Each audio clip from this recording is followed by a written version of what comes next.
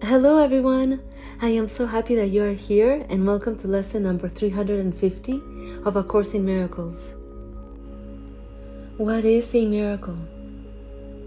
A miracle is a correction. It does not create nor really change at all. It merely looks on devastation and reminds the mind that what it sees is false. It undoes error, but does not attempt to go beyond perception, nor exceed the function of forgiveness.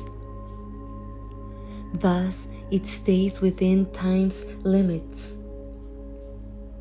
Yet, it paves the way for the return of timelessness and love's awakening.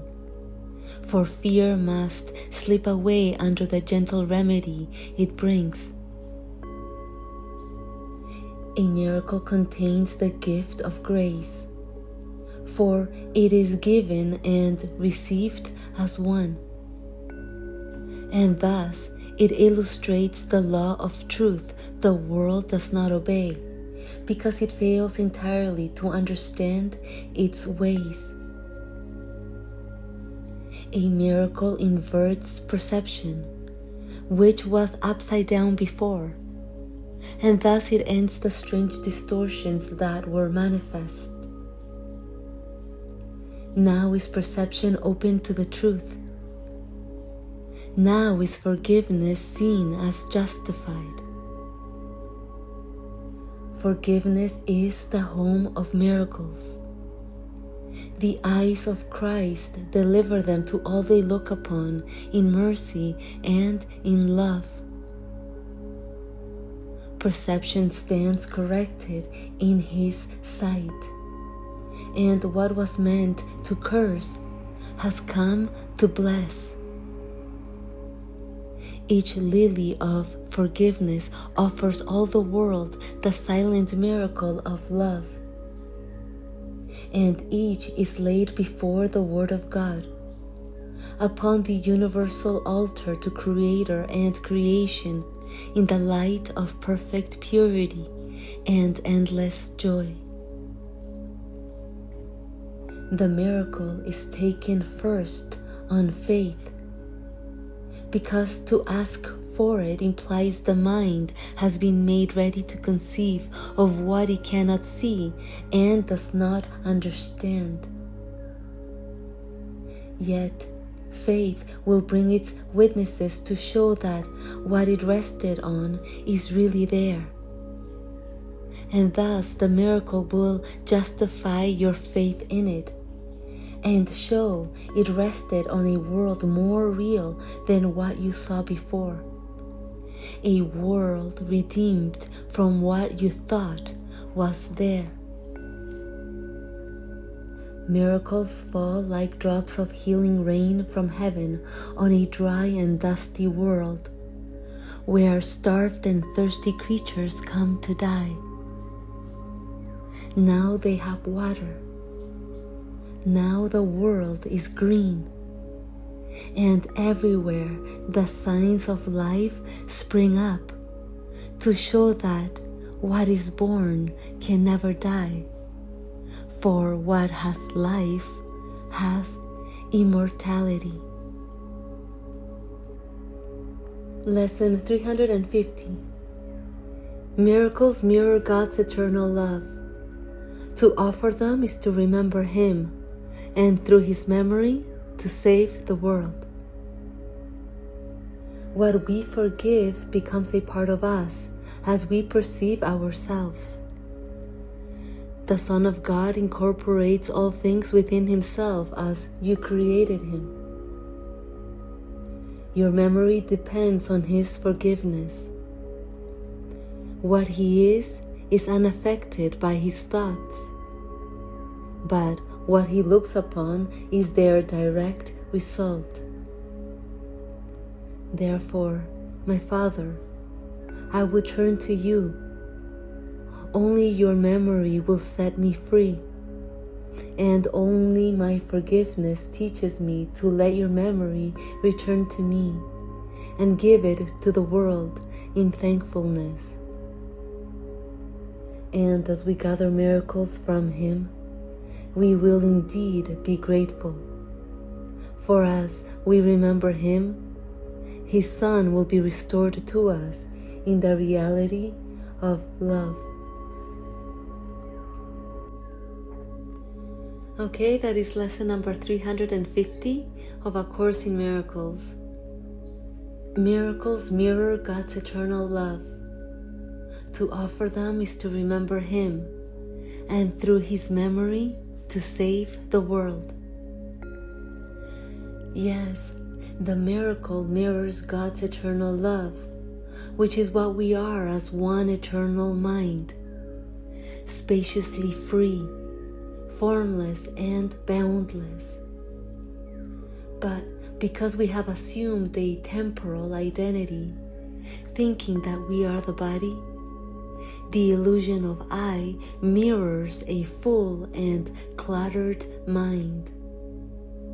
And so now we can't perceive what lies beyond our thoughts, because our thoughts have seemingly become so real and so solid that we can't perceive the spacious, eternal mind of love.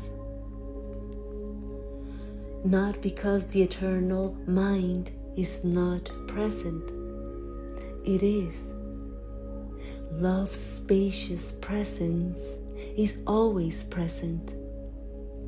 We just can't perceive love's boundless mind because we keep cluttering it with what is never there. Thoughts. Just as we can't perceive the endless sky when clouds seemingly veils its boundlessness until clouds dissipate.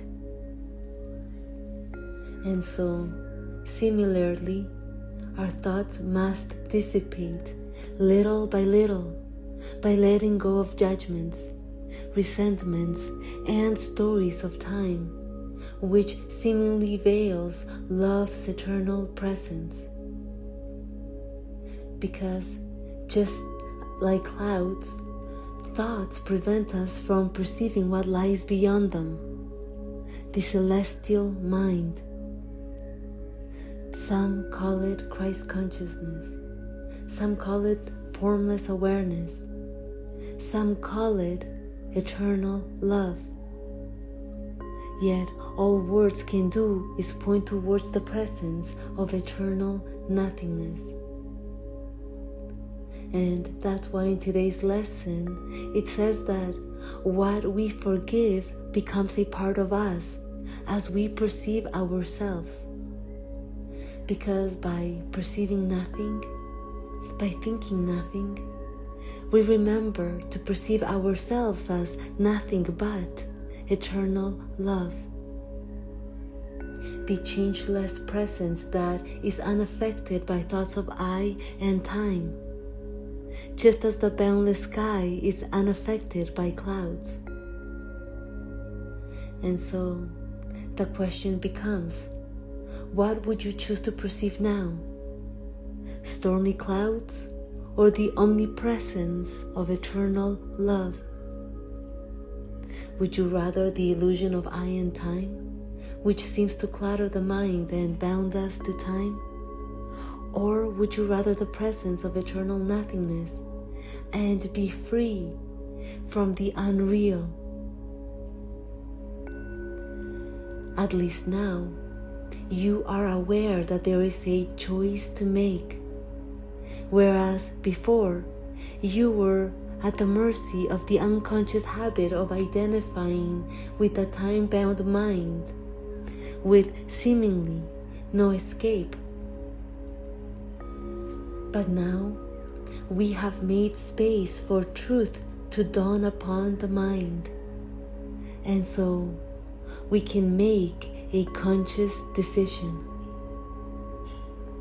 We can offer miracles of forgiveness and receive the miracle of salvation by disengaging with the time-bound mind and its thoughts of attack, vengeance, resentment, and malice, all of which seems to veil love's eternal presence.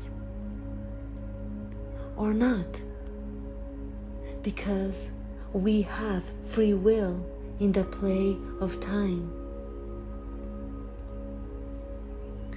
But let's be grateful that we have a choice and that we are being offered the solution that ends illusions. Let's be grateful that we are being given the key that opens up heaven's gates by practicing presence, by practicing forgiveness. Presence being the way to remember what is eternally present, but has gone unnoticed by identifying with temporary clouds. And so, let's gently kiss away those clouds with love, little by little disengaging from thoughts of time, until love takes the final step and I spontaneously disappears within the boundless mind.